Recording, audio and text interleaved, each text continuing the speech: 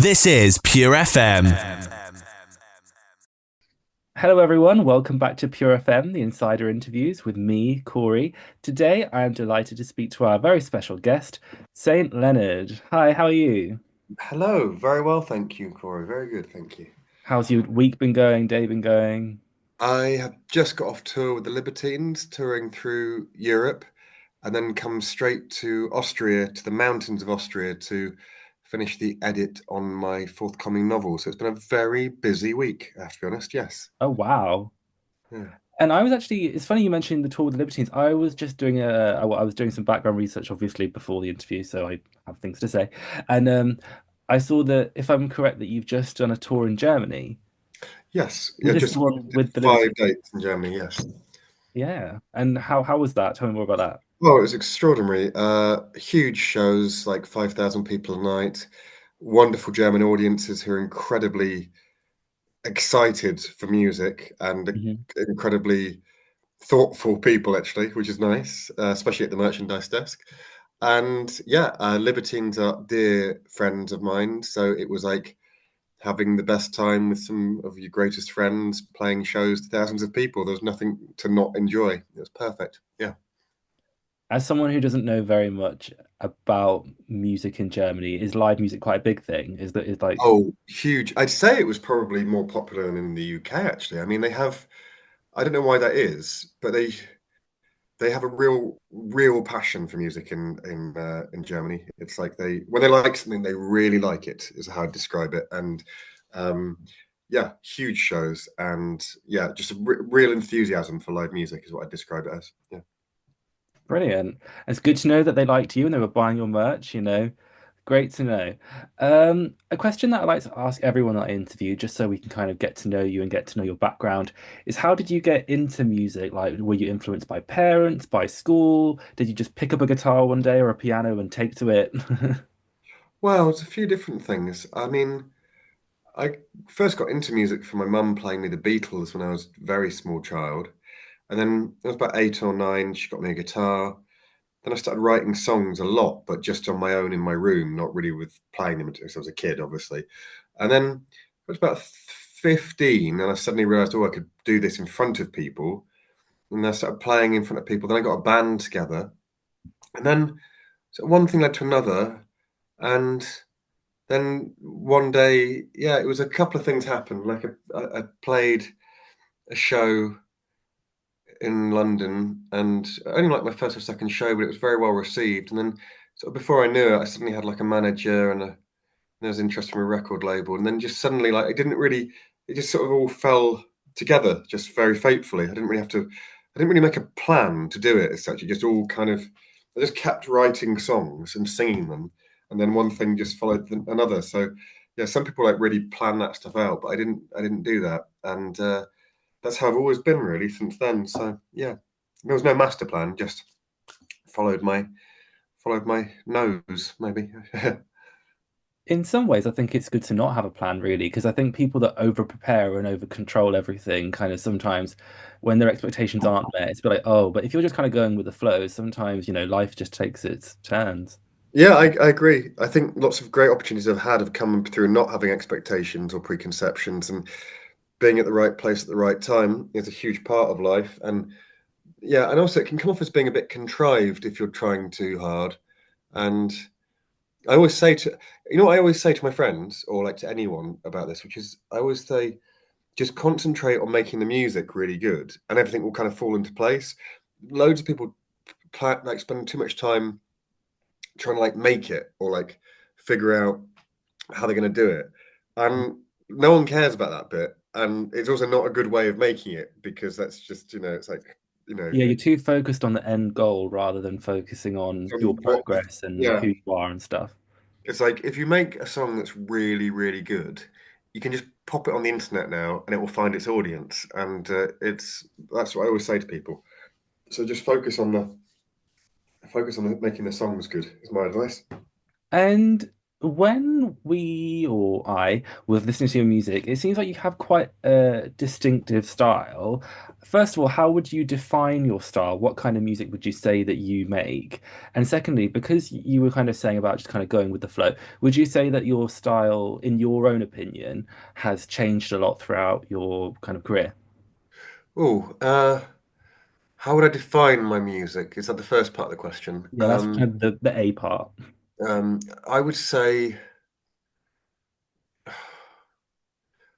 I'm kind of interested in telling stories, and I like songs that tell stories, and I like lyricism, and I tend to like things that don't sound like other things. So there is like an element of an experimental nature to my music.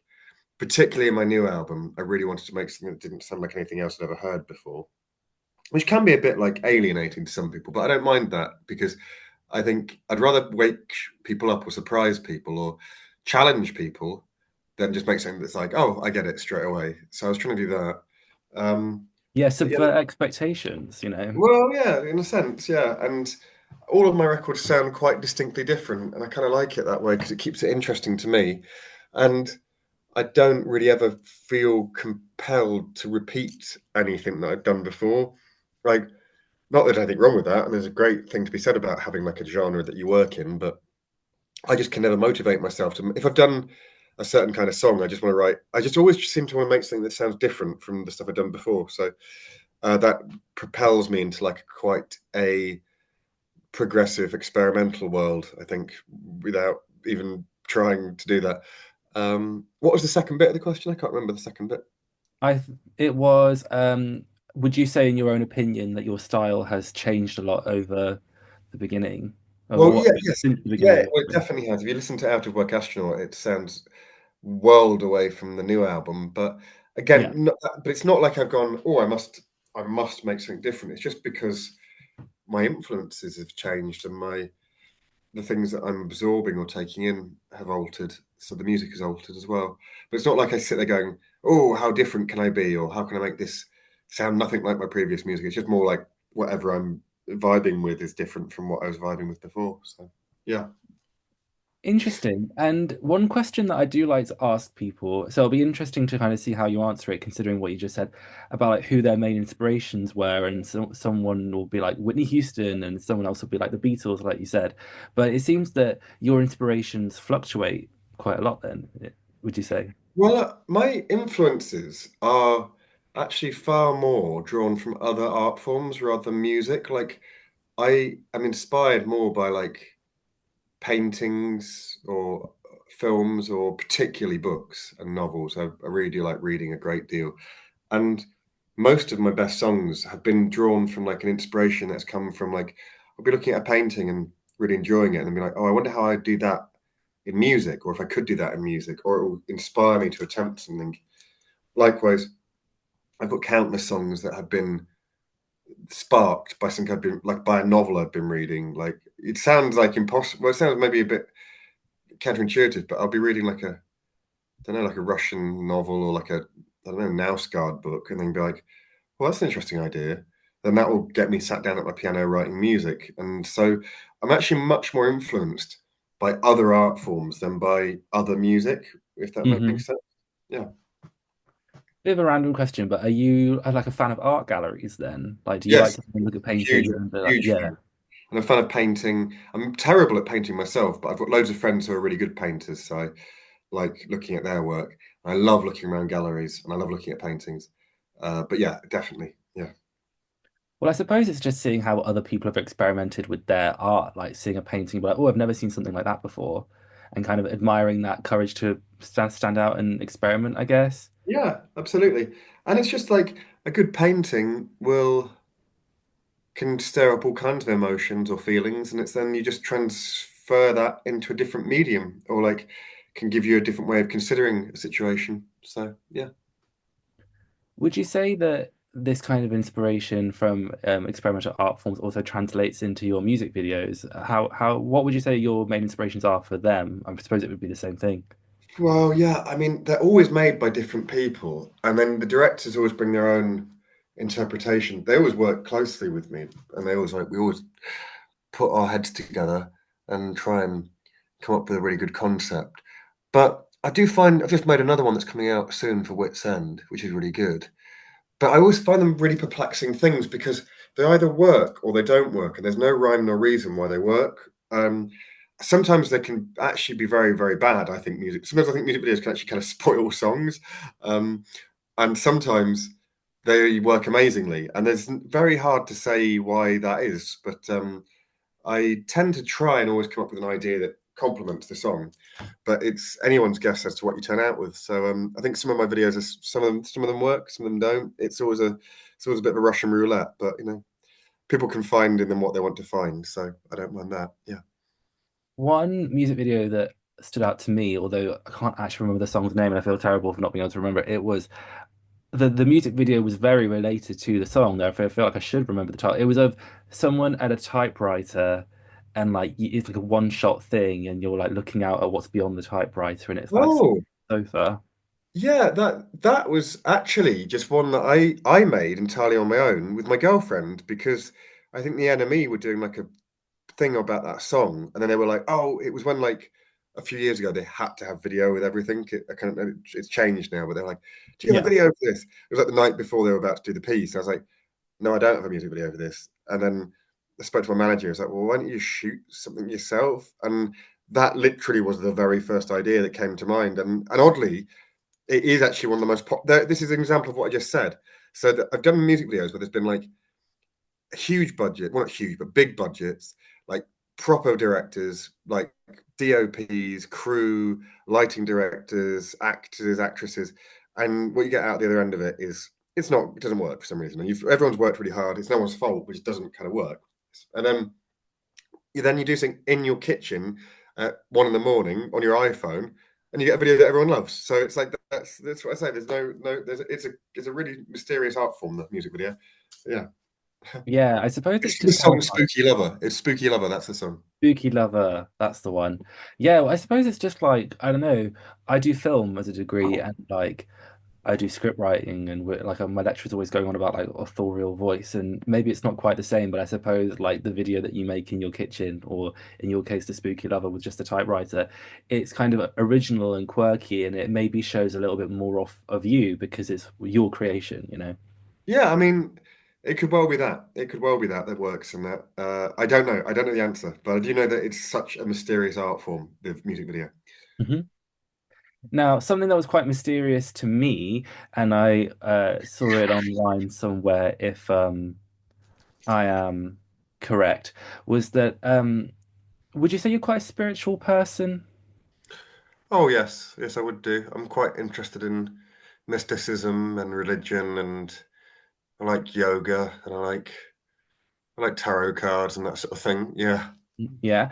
And I was reading online about how you had a concept. I don't know if this was a concept that you came up with yourself or you saw it online or something, but you were releasing your singles, a concept called full moon singles, where you were releasing your music on consecutive full moons. I read Yeah, that.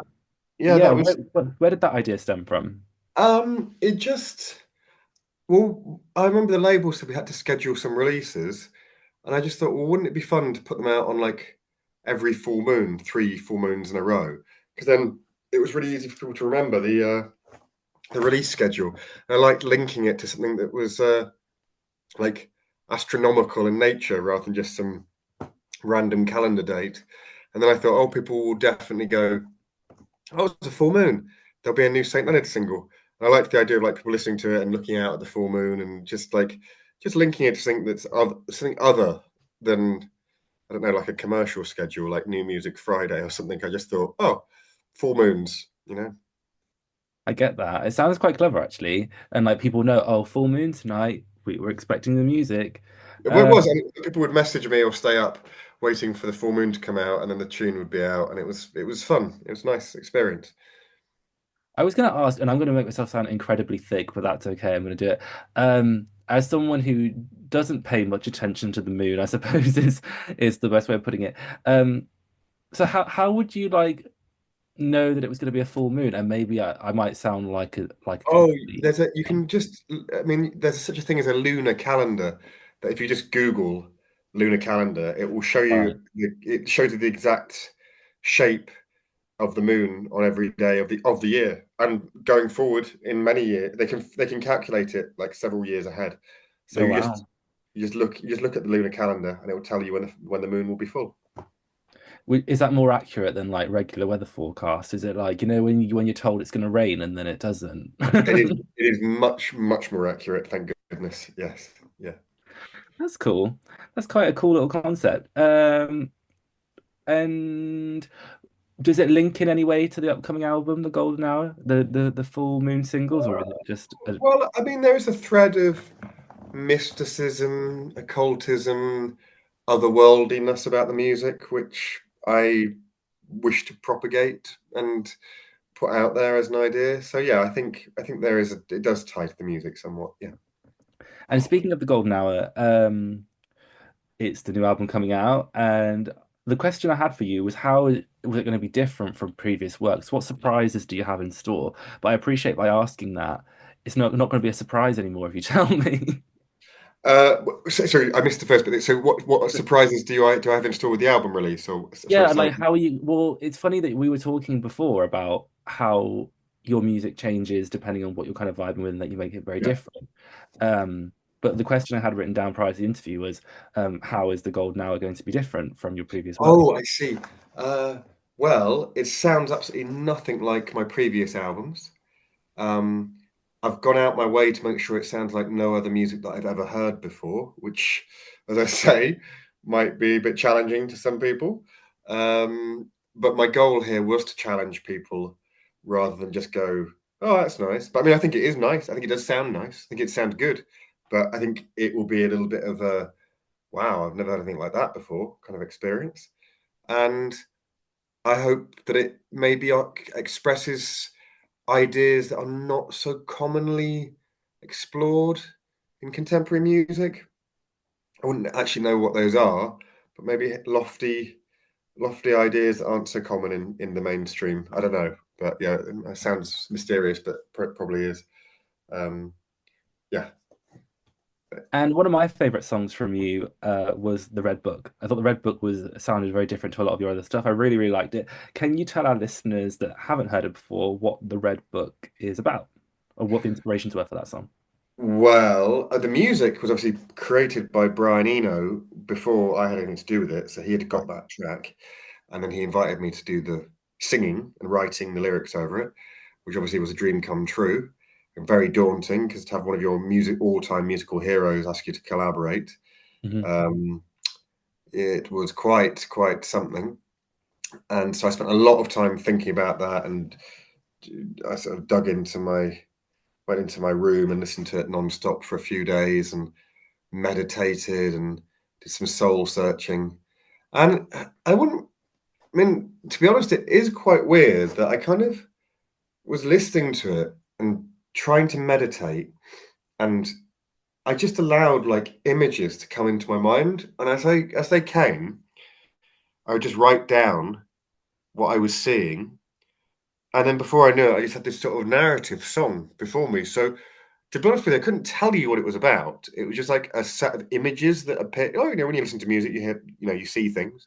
Some people do, and it was like I just followed those images and just noted them down, and then obviously shaped them into a lyric, and that was it. That's the extent of it. So where it came from, God only knows. The collective unconscious, perhaps. Who knows? Would you say you could compare it to, although I know it's not exactly the same, as kind of when you have a dream and like dreams never really make sense. There's just kind of things happening, but then your mind kind of puts the pieces together for Yeah, you. yeah. There's a degree of that. It was like allowing a daydream to happen and staying very focused and attentive to the daydream and just taking it at face value and writing it down. And it turned into something that I thought was very beautiful and seems to be very affecting to people. I mean, we've been playing it at these big shows in Germany last week, and it was bringing the house down and it's not like an obvious banger. It's 7.5 minutes long, Yeah. and has like 6 verses, so it's not an obvious like hit, but it was really, really bringing the house down. So it obviously kind of connects with people, but why that is, I wouldn't be able to say for sure. I mean, I would imagine the reason why it probably connects with people is because it was probably just very authentic. I mean, just going back to you saying about kind of just imagining these pictures in your head, it's just your imagination in song form, really. And Yeah. in some ways, that's kind of the most authentic you can be, is just kind of letting your imagination take control and do that. Yes, I would very much agree with you. And as I'm a big fan of the poet William Blake, I would very much agree with that idea that there is nothing more powerful than the human imagination, and just connect with that very easily sometimes. So yeah, I'd agree. Yeah. Hello, everyone. This is post production Corey speaking. For those of you that may be aware, PureFM has been running a competition this month to win one of Saint Leonard's singles, The Red Book, on vinyl. There have been hidden posters all around campus, and I just wanted to say thank you to everyone who entered. We can proudly announce the lucky winner of the competition as Citrus Claxton. Citrus, we will be in contact with you soon about collecting your vinyl. Another song from the Golden Hour, your newest single, Wits End. You were saying before about how you're making that very different from everything you've made before. Um, because obviously an album has multiple songs on it, what is your creative process behind choosing which songs will be the singles? Is there a creative decision behind that, or? Oh, not it's tough that because everyone has different ideas what the singles are, and there's some that are more obvious than others. Like a shorter song is a single, like a 3-minute song is better for radio. Um, and there's like a catchiness element and like a chorus element that you consider. But I just thought Wits End seemed to stand out to people because it sounds so unusual and stands out on the radio. So it doesn't sound like anything else, really. So, and it's short; it's 3 minutes long, which is nice. And I think it's pretty catchy as well. So yeah, that's one of the elements. But I mean, you get lots of people's different takes on that when you're deciding the singles. Like some, you ask the label, you ask the radio guy, you ask the press person, you ask your friends, and just take it all in all, basically. But there's no strict rhyme nor reason to it. Cool, good to know. That's all my questions from me. However, we do have some questions on my little sheet of paper from our listeners that Great. I have for you. The first question is, we've seen online that you've performed on stages with artists such as Patti Smith and Father John Misty. Yeah. Who's one person that you would like to collaborate with but haven't yet? And that can be anyone. That can be from someone that you're really good friends with, or big scale artist that we would all know. Could be anyone. Ooh, I would have to say probably Miley Cyrus right now. I really Oh, like Miley really? Cyrus. I've become a huge Miley Cyrus fan in the last few months. Don't know why. Just I think my local gym, has been playing her a lot while I've been going there, and I just started to really like her tunes. So I think it'd be quite unusual. We work at very different ends of the musical spectrum. It could be really good. So if Miley's listening, reach out to me. Yeah. Well, different styles of music, but I suppose she also has had phases of her music career where she's reinvented herself quite a lot. So I feel like there would be some kind of like common understanding of that, I guess, between the two of you. Precisely. Yeah. Exactly. We both connect on the idea of like changing things up every now and then. And she's got a hell of a voice as well. She's an incredible singer. Mhm. Next question is, um, one of our listeners has seen online about you recording in Stanley Kubrick's abandoned mansion. Um, Is this what was that for, and what was it like recording in an abandoned space? Now, just to elaborate on that question, was this recording a song? Were you doing a video there? Tell us a bit about that. Well, it's actually not. That's not accurate. It's not abandoned. It was Stanley Kubrick's house where he lived, and his widow and his family still live there. Childwickbury Manor. Uh, it's also where he filmed lots of bits of his films, and it came about because I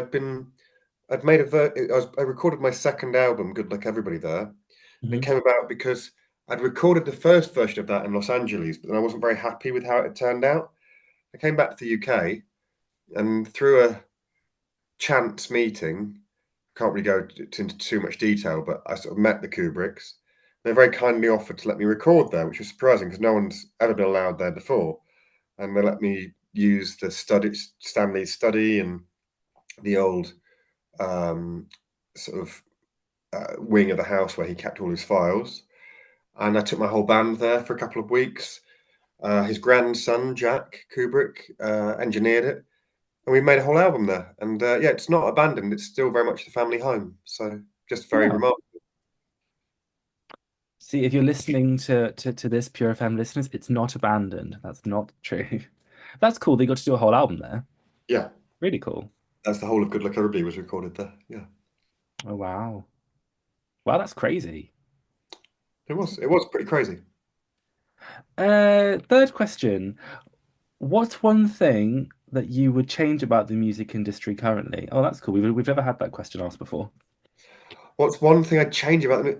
Well, I don't think this is controversial, but absolutely change the royalty payment from Spotify because it's really pretty much killing the music industry at the moment because Spotify pay like 0.0001 penny per play, I've heard this. I and think I've it's heard this. devastating careers because you need like if you're not Taylor Swift or Drake, you're just basically getting no income from people listening to your music, which is just not fair because there's no other world where like it's not like cars are suddenly just free. It's not like Elon Musk just gives Tesla cars away for free. It's like but Yeah. music they give it all or even in cinema you have to buy a Netflix like even Netflix or like any other art form, they pay a sensible royalty to in order to keep the artist sustained. But we've slipped into this weird world where music's totally free and the artists who make it aren't reimbursed, and it's terrible to because it means that loads of artists can't afford to keep doing it. Yeah. Yeah, I only heard about that recently, actually. I didn't even know if it was true or not. Yeah, it's awful. It's very very bad. Yeah. I'm surprised that they can get away with that, actually. Well, they really shouldn't, and there should be something done about it. But I don't know how that's going to come about. But yeah, yeah. Oh, well, hopefully that can change soon. Um, Fourth and final question from our listeners. What advice would you give to anyone wanting to pursue music? I always say concentrate on just making your songs really good and your music really good, and stop worrying about trying to make it. Because if you focus on making the music really good, then everything else will follow. Like people will find it, people will like it, people will share it. But too many people get like bogged down in like trying to be like on like how I'm going to make it. I'm going to make a move or like blow up on Instagram or something. But you can't. No one cares about that bit. Ostensibly they only care if the tunes are good. So concentrate on the music is my advice. That just reminds me of when I was like 13 and was in that phase where everyone wanted to become famous on YouTube, and I had my own little channel and I was Yeah, like, I need to get views. And I was only getting like 20 views. But yeah. when I would get like 15 views, and the next one would be like, why are my views down? Oh I, no. And but really, if you just made a really, really, really good video, you've got millions of views, and that's like this. That's this thing. If you know what I mean, yeah, like it's about being true to who you are. exactly. If you make really good, if you write a really good song, people will find it. People will like it. Yeah. Great advice. If you're listening to this part, take that advice. Always be yourself and stay true to who you are, whether that be music, filmmaking, whatever. The key is to be yourself. Be thy be true to thy own self. Be true, listeners. Would you say that I'm going to ask one last question because that was a Shakespeare quote. Have you ever taken inspiration from Shakespeare in any of your music? Oh God, yeah. I love Shakespeare. I did once actually have like a whole song called "The King My Father," which was like kind of loosely based on Hamlet, which was a bit niche. But I think from really enjoying Shakespeare, I use like odd words or odd references, and also like just the rhythm of Shakespeare's writing. Once it gets into your head, you end up using it. So yeah, I've certainly been inspired by Shakespeare without doubt. Mm. When you say rhythm, do you mean like the iambic pentameter thing was like do do do do? Yeah, I remember having to Absolutely. learn that. Yeah, once that goes in, it's hard to get it out of your head. Yeah. Yeah, yeah. Cool. That's all of our questions for today. Thank you so much for taking the time to speak to you. It's fine. Um, Thank you. I really enjoyed talking to you, man. It was really good. Thank you to all of you at PureFM for listening to this. We hope you've taken a lot away from it, and thank you very much for taking the time to speak to us. Brilliant. Thank you so much. I really enjoyed it. Thank you. Take care, man. Bye. Bye. This is Pure FM.